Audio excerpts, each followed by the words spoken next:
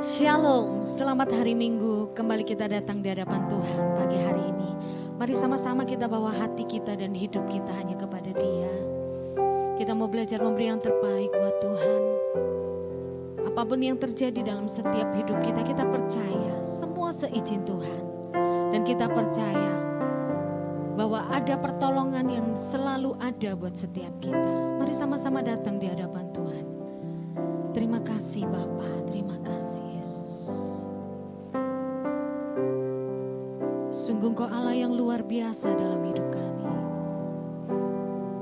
Engkau Allah yang selalu memperhatikan kehidupan kami. Musim demi musim kami lalui bersamamu. Hari demi hari kami lewati bersama dengan kekuatan yang daripada Engkau. Sampai hari ini Tuhan, kami sungguh mempercayai Engkau dalam hidup kami. Terima kasih Bapa. Terima kasih Yesus. Haleluya. Engkau ada bersamaku di setiap musim hidupku. Tak pernah kau biarkan ku sendiri.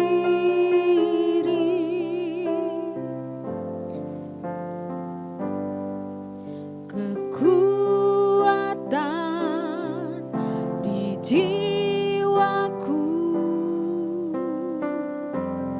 adalah bersamamu. Tak pernah ku ragukan kasih-Mu.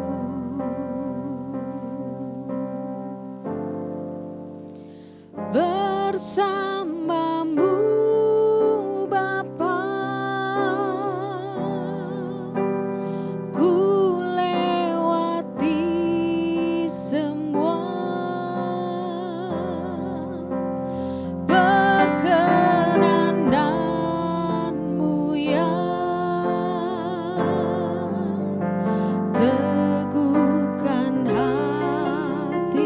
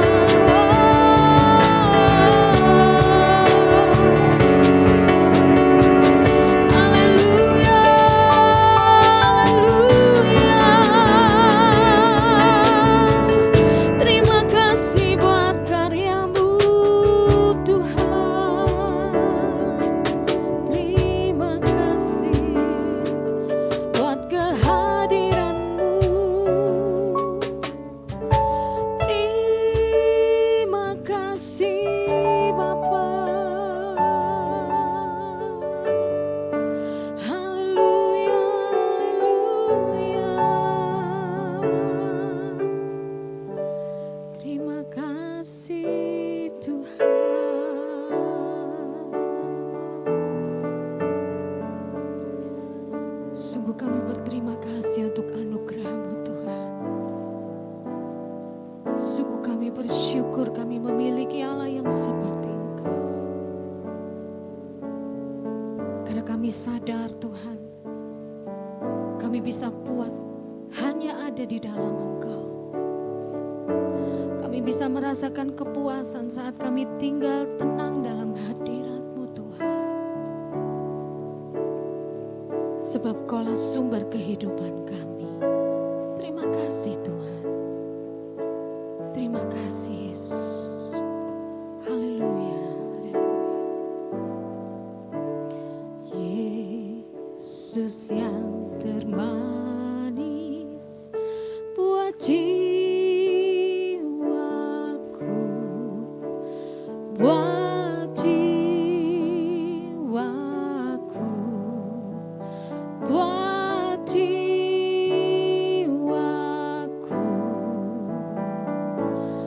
Yesus yang termanis buat jiwaku, ku cinta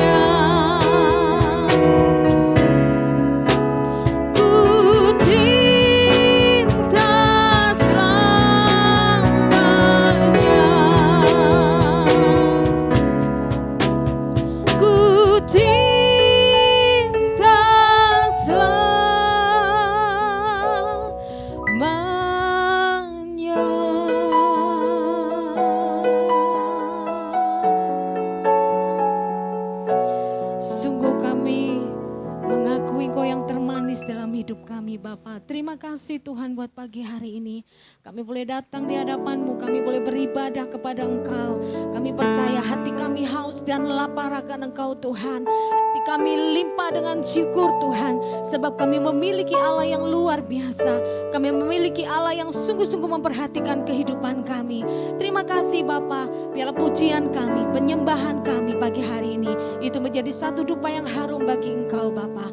Terima kasih Yesus, terima kasih Roh Kudus, pimpin kami kami dari awal, pertengahan hingga akhirnya. Dan kami percaya hanya Roh Kudus yang memimpin kami, hanya hadirat-Mu yang memenuhi setiap kami. Dan kami percaya lewat firman-Mu Tuhan, firman yang sungguh-sungguh mengubahkan setiap hidup kami. Terima kasih Bapa, hanya di dalam nama Yesus kami siap untuk tinggikan Kau. Sama-sama kita katakan amin. Haleluya.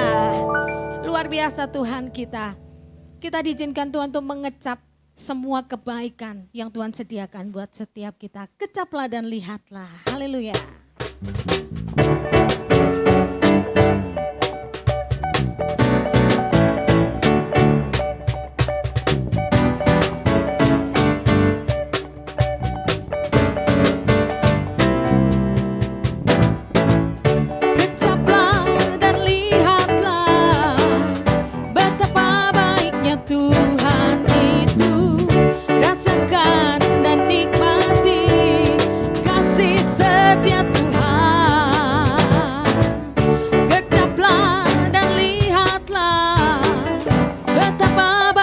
Tuhan itu, rasakan dan nikmati kasih setia Tuhan. Oh, syukur bagi-Mu Tuhan, segala hormat bagi-Mu Tuhan. Allah yang mengasihiku, Allah yang memeliharaku selamanya.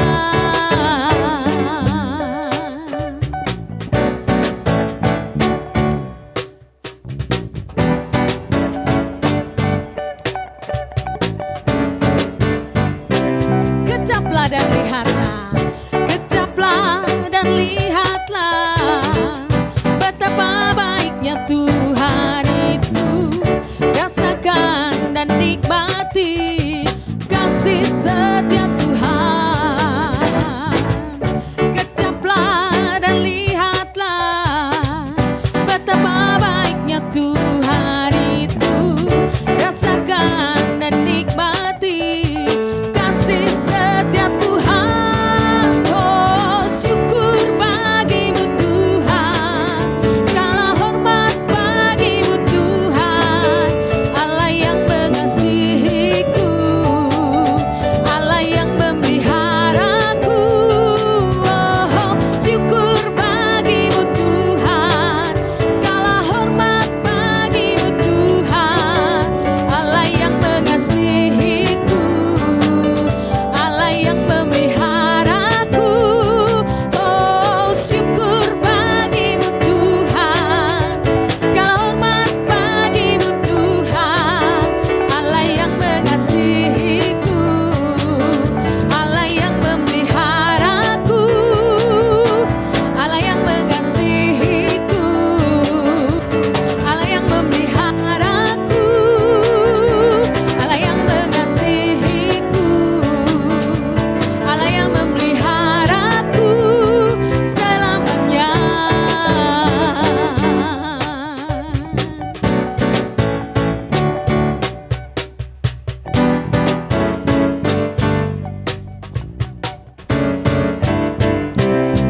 Haleluya.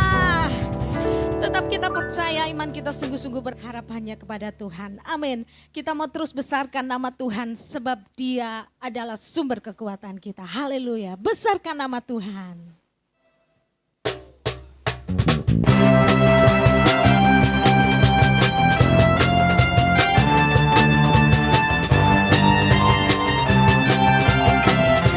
Besarkan nama Tuhan. Besarkan nama Tuhan. Pujilah Dia. Kemurahannya besar, tiada terkira. Aku tak dapat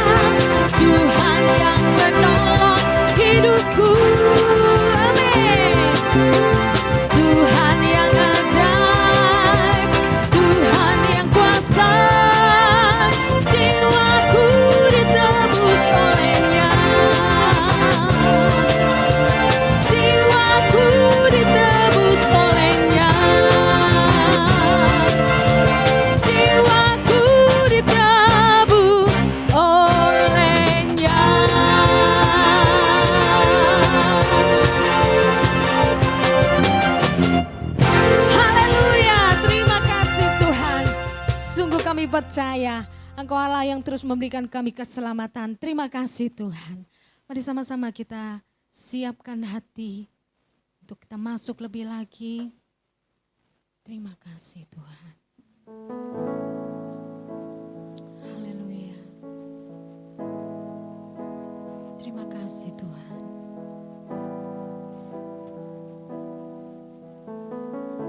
Kami mau tenang bersama dengan Engkau Yesus.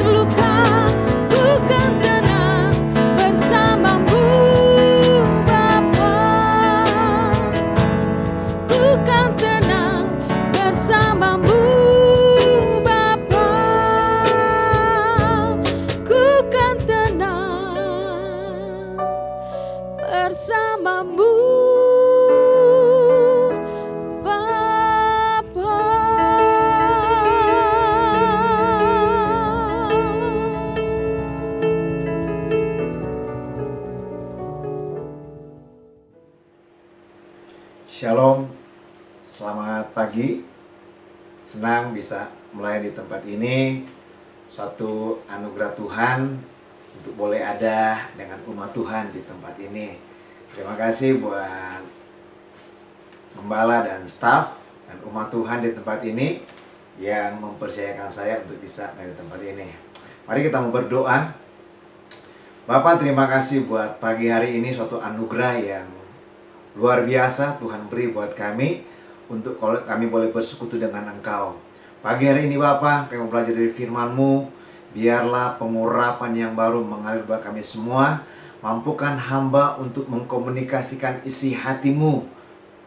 Hamba mau tunduk pada Engkau Bapak, dan Roh Kudus menolong kami, mengurapi setiap kami untuk kami boleh mengerti firman-Mu. Kami boleh mengerti dan kami boleh menghidupi firman-Mu ya Bapak.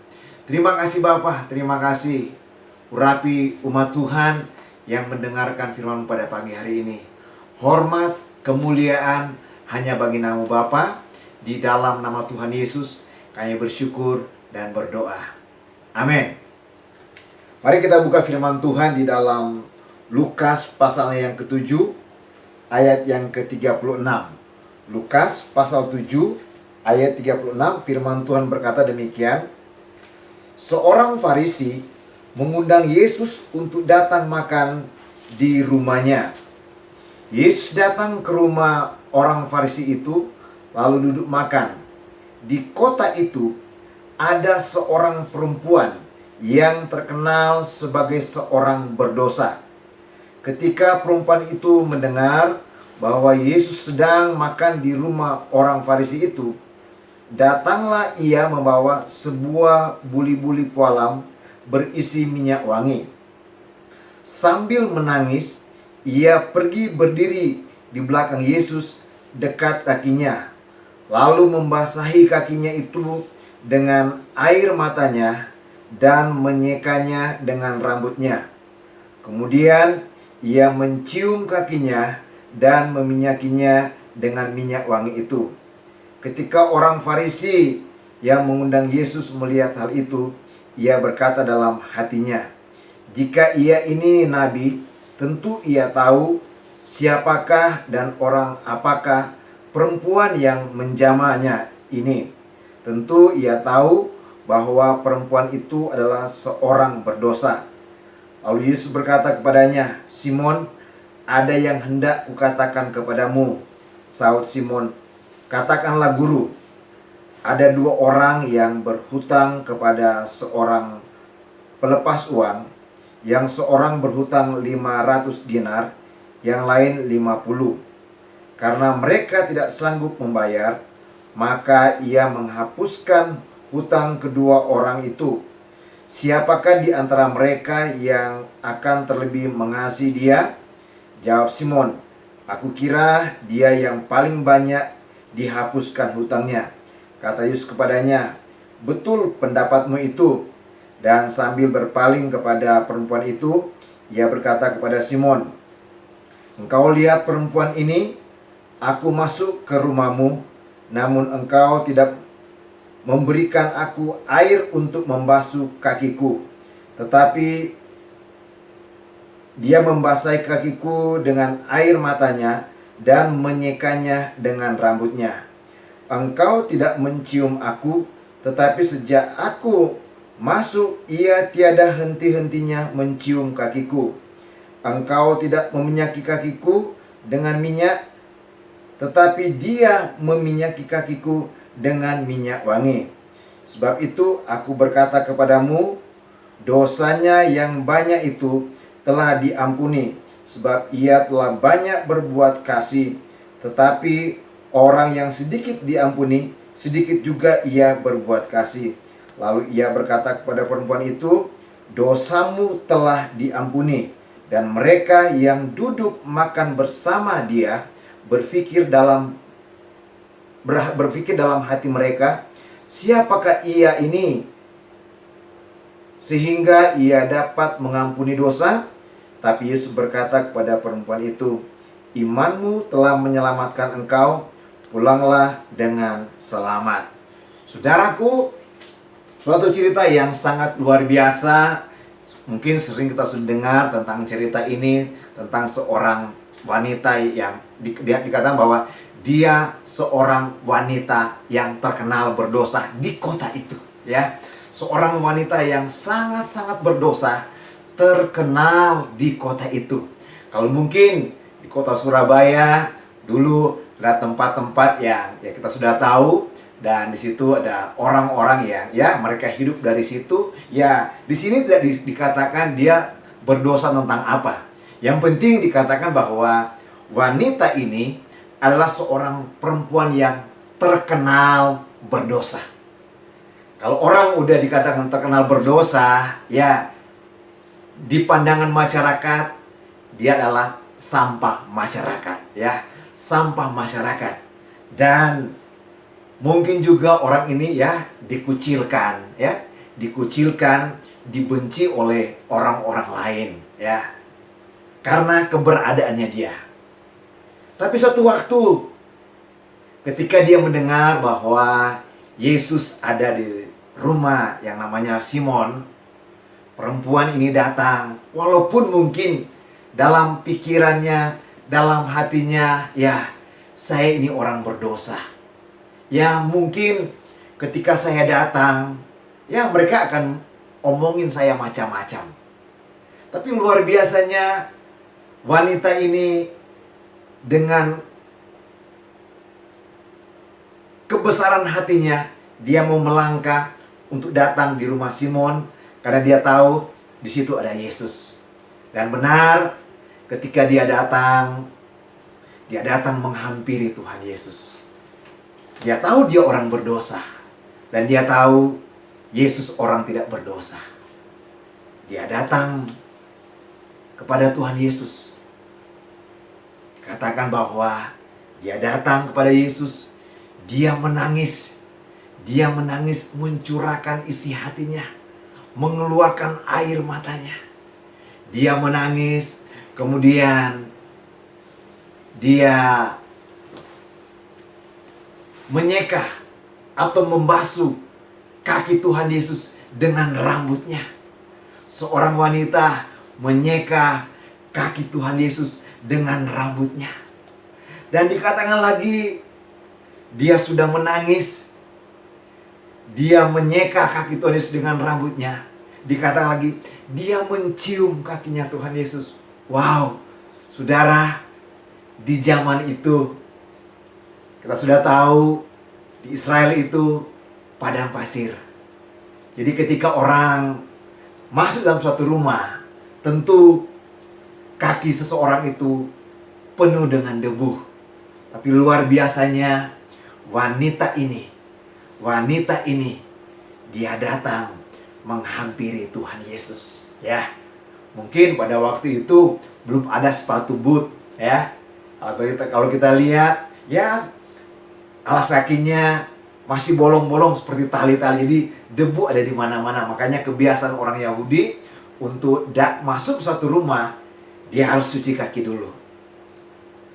Terus ketika hal itu terjadi, orang-orang di rumahnya Simon, termasuk Simon, dia berpikir bahwa, dan dia berkata, kalau Yesus ini nabi, pasti dia tahu siapa wanita ini.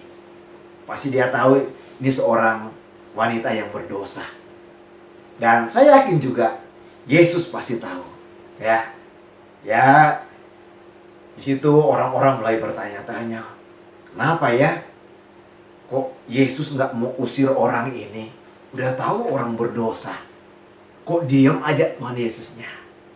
Makanya di ayat selanjutnya Yesus berkata kepada Simon, Simon, ada dua orang yang berhutang, ya. Ada dua orang yang berhutang. Yang satu hutangnya banyak, yang satu hutangnya sedikit. Tetapi karena kedua orang ini tidak sanggup untuk membayar hutang mereka, maka si pelepas hutang ini berkata kepada kedua orang ini, ya sudah, nggak usah dibayar hutangnya. Wow, senang ya. Kayaknya kalau kita sekarang ini punya hutang, ya, dan tiba-tiba si pemberi hutang berkata, ya sudah, hutangnya nggak usah dibayar. Waduh, kayaknya senang banget kalau kita dengar ada orang yang berkata, udah hutangmu nggak usah dibayar. Wow. Dan Yesus berkata kepada Simon, siapa sih di antara kedua orang ini yang hutangnya dihapuskan dan akan banyak berterima kasih? Simon bilang, ya tentu yang pemilik hutang yang besar. Dia akanlah yang semakin atau lebih banyak lagi mengasihi si pemberi hutang itu. Yesus katakan, benar Simon, benar. Tuh, kamu lihat tuh. Perempuan ini. Ketika dia datang ke rumahmu, ya. Waktu saya masuk, kamu tidak membasuh kakiku. Tapi wanita ini, waktu dia masuk ke dalam rumahmu, lihat, dia membasahi kakiku dengan air matanya. Yang seharusnya dibasuh dengan air sebelum masuk rumah ini. Tapi wanita ini membasuh kaki saya dengan air matanya. Dia menyeka kakiku dengan rambutnya. Dan dia mencium. Wow, luar biasa. Makanya Yesus berkata, dosanya yang banyak diampuni. Dosanya yang banyak diampuni. Walaupun wanita ini terkenal sebagai seorang yang berdosa di kota itu, tapi Yesus tahu sikap hatinya. Dan Yesus berkata, dosamu telah diampuni. Bahkan ayat yang terakhir dikatakan, tapi Yesus berkata kepada perempuan itu, imanmu telah menyelamatkan engkau, pergilah dengan selamat. Wow. Saudara, pagi hari ini kita mau belajar sesuatu dari firman Tuhan yang kita dengar pada pagi hari ini. Kalau sudah senang dengan tema, saya mau kasih tema, hati seorang penyembah. Hati seorang penyembah. Ya, pagi hari ini kita sudah dengar cerita tentang wanita yang berdosa. Itu sama dengan kita. Sama dengan saya dan saudara. Kita ini adalah orang-orang yang sangat berdosa. Ya, kita orang-orang yang berdosa. Banyak cara untuk kita bisa berbuat dosa. Kita adalah orang-orang yang harusnya nggak berharga. Orang-orang yang jadi sampah. Tapi luar biasanya, sama seperti wanita yang berdosa, paling berdosa di kota itu. Sama dengan saya dan saudara pada pagi hari ini. Siapakah saudara di hadapan Tuhan? Siapakah saudara di hadapan Tuhan? Apapun latar belakang saya dan saudara, sekolah atau tidak, kaya atau miskin, dari suku manapun saudara, saya mau katakan buat kita semua pada pagi hari ini, saya dan saudara di hadapan Tuhan, kita semua dikasihi oleh Tuhan. Saya dan saudara dikasihi oleh Tuhan. Bagaimana Tuhan Yesus mengasihi orang yang berdosa, sama juga Yesus sangat-sangat mengasihi saya dan saudara. Apapun keadaan kita, ya, saya mau katakan bahwa Yesus benci dosa, tapi Yesus mengasihi orang berdosa. Yesus benci dosa, tapi Yesus mengasihi orang berdosa. Saudaraku, bukan berarti kita nggak bisa jatuh, termasuk saya masih bisa jatuh dalam dosa. Tapi percayalah, Tuhan Yesus sangat mengasihi saya dan saudara. Sebab itu, mari kita mau bangkit. Kita harus tahu bahwa hati seorang penyembah harus tahu siapa kita di mata Tuhan. Kita adalah orang-orang yang dikasihi Tuhan. Kita orang-orang yang dikasihi Tuhan. Tuhan mengasihi kita walaupun. Tuhan mengasihi kita walaupun. Kalau orang mengasihi kita karena mungkin karena kita baik. Mungkin karena kita murah hati, orang mengasihi kita. Tapi Bapa kita, Tuhan Yesus, mengasihi kita walaupun. Saudaraku, hari-hari ini kasih sesama manusia mulai berkurang-kurang ya. Bahkan kasih dalam keluarga, kasih dalam gereja, kasih dalam komunitas berkurang hari-hari ini. Tapi percayalah, kasih Bapa kita tidak berkurang dulu, sekarang, dan sampai selama-lamanya. Tidak ada kasih yang lebih besar daripada kasih Allah di dunia ini selain kasih Bapa di sorga. Orang lain boleh benci kita, orang lain boleh melupakan kita, tidak masalah. Tapi kalau kita punya kasih Allah Bapa, punya kasih Bapa dalam kehidupan kita, wow, kehidupan kita akan semakin bersemangat, bergelora. Orang boleh memusuhi kita, orang boleh meninggalkan kita, tapi percayalah, Bapa sangat-sangat mengasihi kita. Amin, saudara. Mari pastikan dalam kehidupan kita bahwa Yesus mengasihi saya dan saudara. Hal yang kedua, saudara harus tahu siapa kita di hadapan Tuhan, ya. Pertama, Dia mengasihi kita. Makanya dikatakan karena begitu besar kasih Allah akan dunia ini. Hal yang kedua, kita berharga di mata Tuhan. Kita berharga di mata Tuhan. Wow. Wanita ini, kenapa Yesus tidak usir dia? Walaupun Yesus tahu dia adalah seorang berdosa. Karena satu jiwa sangat-sangat berharga di mata Tuhan. Bukankah firman Tuhan berkata, satu orang bertobat, ribuan, bahkan malaikat di sorga bersorak-sorai. Wow, luar biasa. Dikatakan bahwa kita ini adalah orang-orang yang berharga di mata Tuhan. Kitab Yesaya berkata bahwa karena engkau dikasih Tuhan, engkau berharga, engkau mulia. Pemazmur berkata, kita inilah biji matanya Allah. Luar biasa. Saudaraku, kehidupan kita sangat berharga di mata Tuhan. Tuhan sangat menghargai kita. Bahkan dikatakan dalam kitab Korintus, harga kita adalah sudah dibayar dengan darah Kristus. Darah penebusan sudah tercurah buat kita dan sudah lunas dibayar. Oh, betapa berharganya kehidupan kita di mata Allah, saudara. Kalau kita punya barang yang berharga, tentu kita akan jaga barang itu. Kalau kita punya mobil baru, kita akan jaga itu. Kalau kita punya handphone baru, kita akan jaga itu. Kalau kita punya motor baru, kita akan jaga itu. Apapun yang sifatnya berharga buat kita, kita akan jaga, kita akan pelihara itu.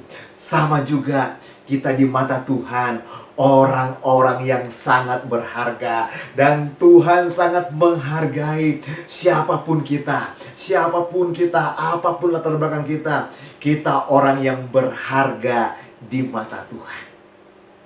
Seorang wanita yang berdosa sama berharganya dengan kita ini, ya.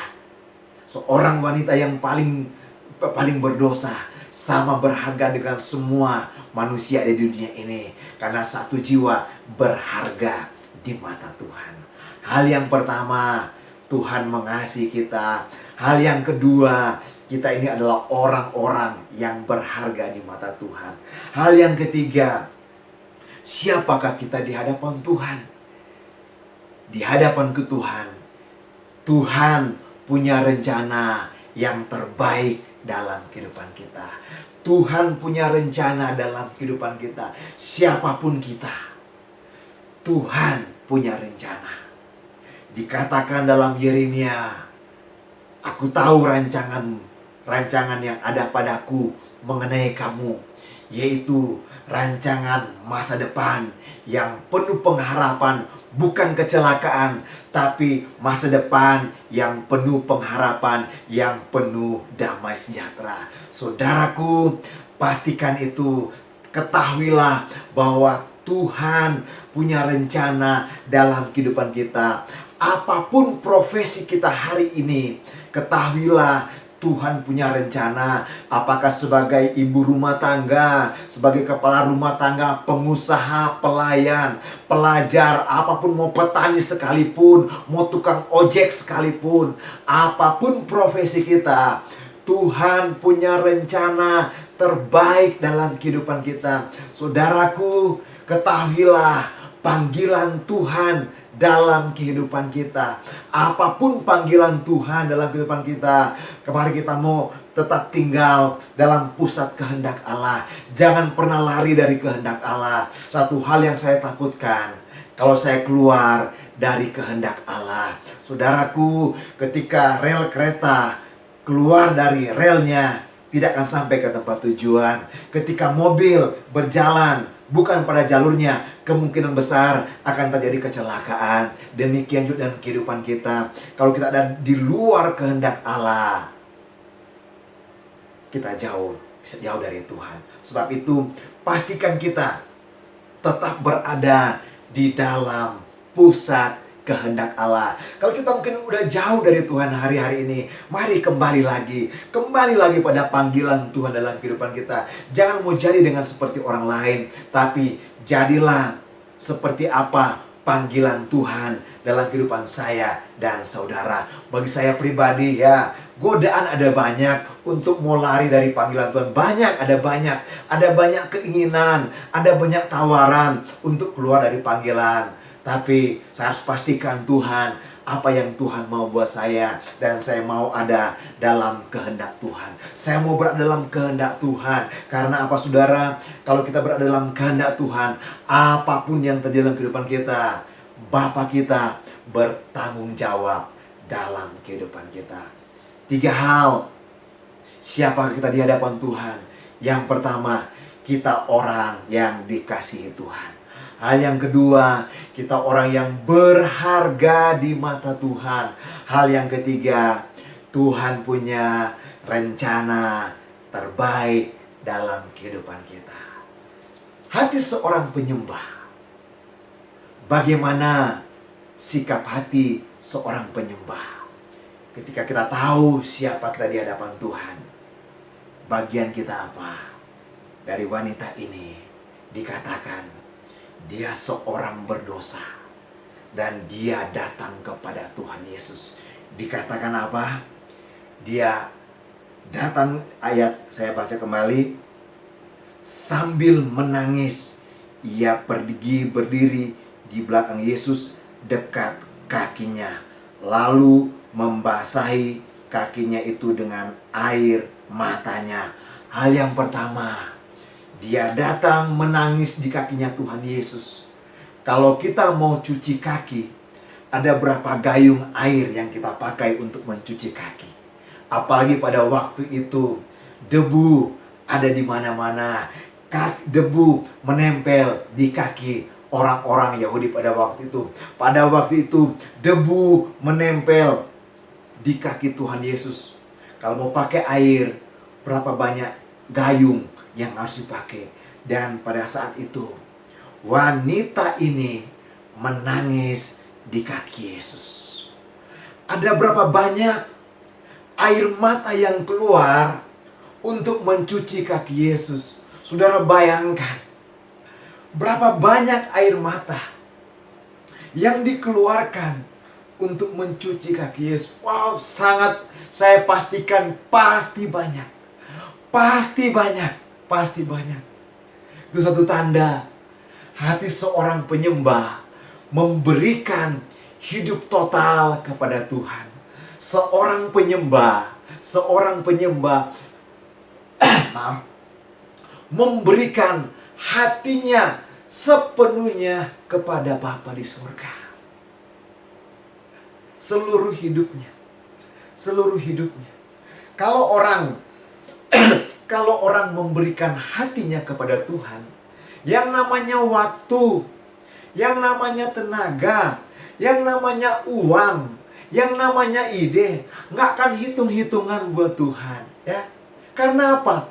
Tuhan udah kasih segala-galanya dalam kehidupan kita. Tuhan kasih hidupnya buat kita. Dia mau mati di kayu salib. Dan teladan Yesus berikan total. Yesus berikan total dalam kehidupan kita. Yesus berikan total segala hidupnya buat kita. Hati seorang penyembah, yaitu hati yang memberikan hidupnya seluruhnya kepada Tuhan. Bukan cuman total football aja, tapi biar total life kita mau persembahkan buat Tuhan kita. Total seluruh kehidupan kita dipersembahkan buat Tuhan. Pribadi kita, keluarga kita, pekerjaan kita, usaha kita, pelayanan kita. Oh, kita mau persembahkan buat Tuhan. Semuanya dari Tuhan, oleh Tuhan, dan untuk Tuhan. Hati seorang penyembah adalah hati yang memberikan total kepada Tuhan. Bukan hanya 1-2 jam memuji menyembah di gereja. Bukan 1 jam mungkin doa 1 teduh. Tapi seluruh hidupan kita ini adalah penyembahan kepada Allah.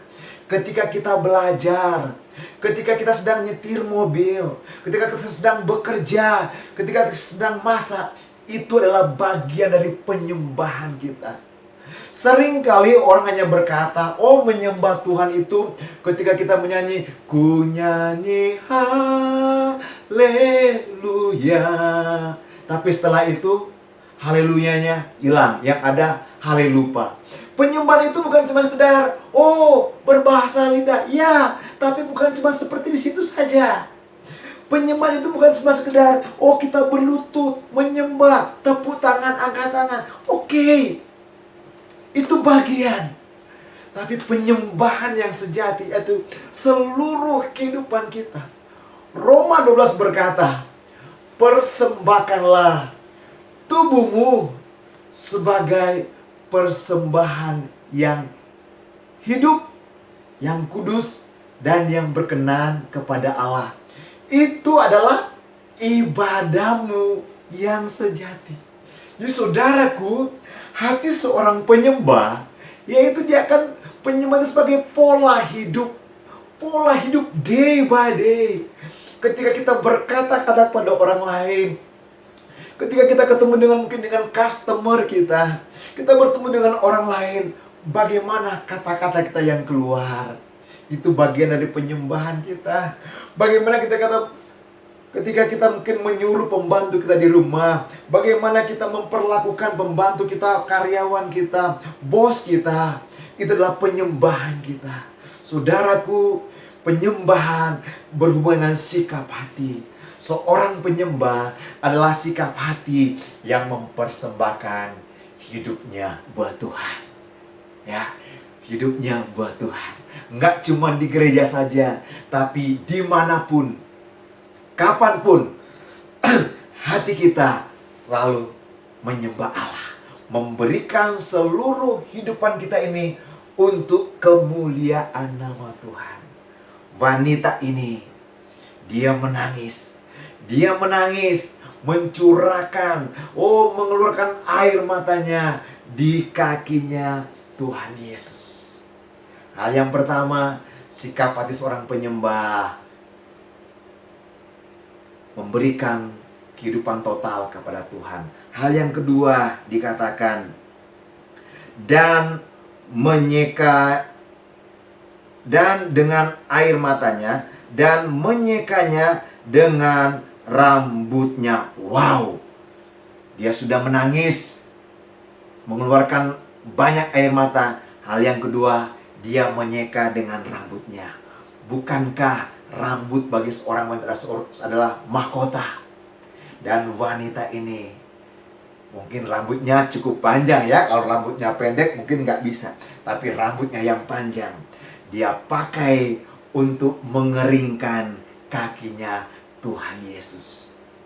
Ada satu sikap kerendahan hati.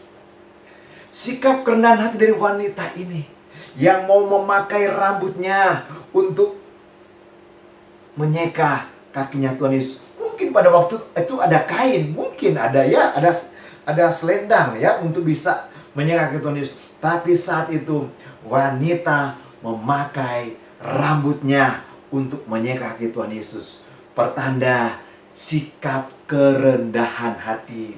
Seorang penyembah Allah yang sejati punya sikap kerendahan hati. Kerendahan hati bukan kesombongan, tapi adalah kerendahan hati.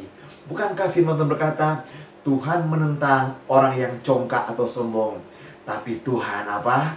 Mengasihi, menghormati orang yang rendah hati. Sebagai seorang penyembah Allah yang sejati, mari milikilah sikap kerendahan hati. Kerendahan hati punya pengertian, kita ada karena anugerah Tuhan. Bukan karena kuat gagahnya kita, bukan karena kepintarannya kita, tapi semua karena anugerahnya Tuhan. Apapun yang saudara miliki hari ini, talenta, kekayaan, kepintaran, itu semua dari Tuhan. Nggak ada yang bisa kita sombongkan, karena semuanya dari Tuhan. Tuhan yang punya semua, nggak ada yang bisa kita sombongkan, semuanya dari Tuhan. Milikilah sikap kerendahan hati. Orang yang rendah hati, orang yang mudah ditegur, mudah dinasehati, tidak memberontak. Orang yang rendah hati adalah orang yang tunduk dan taat pada otoritas. Ya, milikilah sikap rendah hati. Orang yang rendah hati mau belajar, terbuka dengan pergerakan Allah hari-hari ini. Orang yang mau belajar, mau menerima nasihat. Orang yang rendah hati mau menerima koreksi. Ya, bersyukur kalau ada orang-orang yang mungkin kasih koreksi buat kita, untuk membangun kita, untuk menasihati kita. Jangan pernah menolak koreksi ya. Kalau hal itu memang untuk kepentingan, untuk keuntungan kita, untuk kebaikan kita, kenapa? Ya, milikilah sikap kerendahan hati. Seorang penyembah miliki sikap apa? Yang pertama, total buat Tuhan. Yang kedua, sikap rendah hati. Dan yang ketiga dikatakan apa? Dikatakan, dan menyekanya dengan rambut, kemudian ia mencium kakinya dan meminyakinya dengan minyak wangi itu. Mencium. Penyembahan yang sejati, yaitu adalah persekutuan yang intim dengan Bapa. Mencium bukan dekat, tapi harus nempel. Punya pengertian, seorang penyembah sejati, hati seorang penyembah adalah seorang yang punya keintiman pribadi dengan Bapa. Sekali lagi, nggak cuma di gereja, nggak cuma 2 jam, tapi ketika kita lagi nyetir mobil, ku ingin selalu bersekutu denganmu. Ya, bukan berarti ketika kita naik kendaraan umum langsung kita haleluya, haleluya. Oh no. Tapi sikap hati kita yang selalu bersekutu dengan Bapa kita di surga. Kapanpun dan dimanapun kita berada, mari bangun persekutuan dengan Tuhan. Ya, ada saat-saatnya di mana kita secara pribadi, saat teduh kita, untuk kita berdoa, untuk kita membaca firman, untuk kita menyembah Tuhan. Ada saatnya. Ada saatnya kita sama-sama berdoa, sama-sama menyembah, sama-sama mendengarkan firman Tuhan. Tapi ada saat-saatnya di mana sementara kita beraktivitas, kita bersekutu dengan Bapa di surga. Dan Bapa bisa berbicara kepada kita. Bapa bisa berbicara kepada kita kapanpun. Saya kadang-kadang ketika lagi nyetir mobil, suatu tempat atau suatu kota yang belum saya ketahui lalu lintas yang ada, kadang-kadang ada, misalnya ada perempatan. Wah, saya nggak tahu kiri kanan lurus. Tiba-tiba saya cuma, Bapak, Roh Kudus, gimana nih? Ke kiri ke kanan, ya. Sekarang memang ada Google Map, tapi kadang-kadang Google Map juga suka error. Kalau error kan ya sudah. Tapi saya alami ketika di persimpangan jalan, saya cuma berdoa, Bapak, ini kiri kanan lurus. Ya sudah. dalam hati saya ada suatu seperti inspirasi ke kiri atau kanan. Ya sudah, saya menurut kiri ujung-ujungnya. Oh iya, ternyata benar. Kapan saja Tuhan bisa bicara buat kita. Bangun keintiman dengan Bapa kita.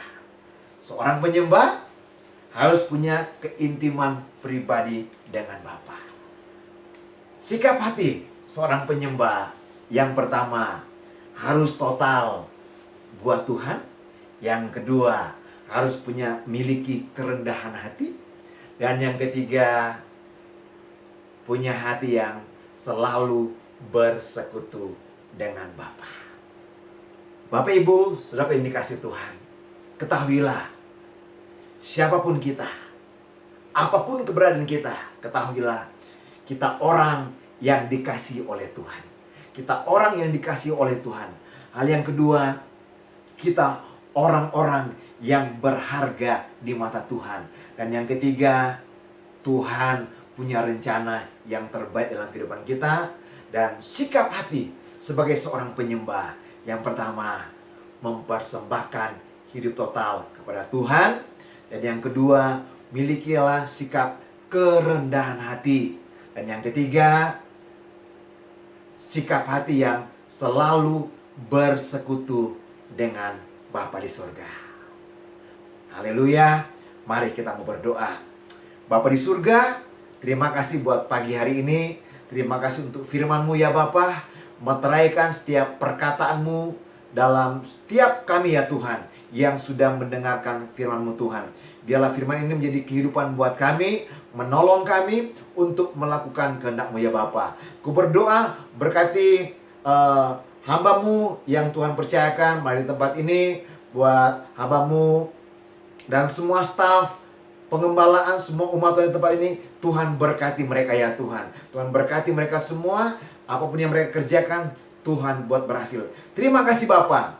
Hormat, kemuliaan hanya bagi nama Bapa, di dalam nama Tuhan Yesus kami bersyukur dan berdoa. Amin. Terima kasih. Tuhan Yesus memberkati. Shalom.